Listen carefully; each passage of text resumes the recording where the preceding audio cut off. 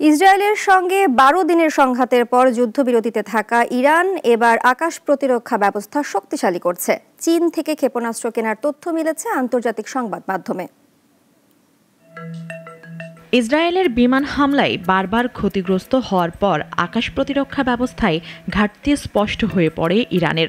এরই মধ্যে যুদ্ধবিরতিতে সুযোগ নিয়ে প্রতিরক্ষা জোরদারের উদ্যোগ নিয়েছে তেহরান।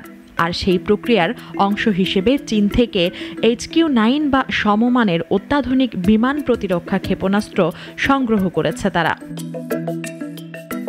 এটি মূলত রাশিয়ার S-300 এর আদলে তৈরি, যার পাল্লা প্রায় ৩০০ কিলোমিটার এবং প্রতিটি ক্ষেপণাস্ত্র ১৮০ কেজি বিস্ফোরক বহনে সক্ষম। ইরান তেলের বিনিময়ে এই প্রতিরক্ষা ব্যবস্থা সংগ্রহ করেছে বলে দাবি করেছে মধ্যপ্রাচ্য ভিত্তিক বিভিন্ন সংবাদ মাধ্যম। হোয়াইট হাউসও বিষয়টি সম্পর্কে অবগত রয়েছে বলে তাদের দাবি।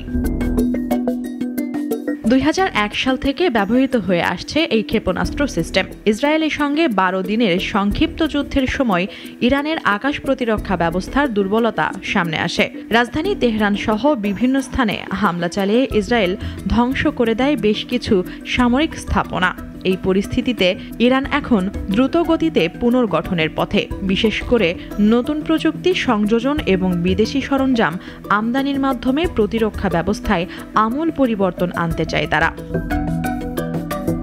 পরিস্থিতি যতই অস্থির হোক না কেন, ইরান এখন বুঝে গেছে আধুনিক যুদ্ধে টিকে থাকতে হলে প্রয়োজন নির্ভুল প্রতিরক্ষা এবং কৌশলগত প্রস্তুতি।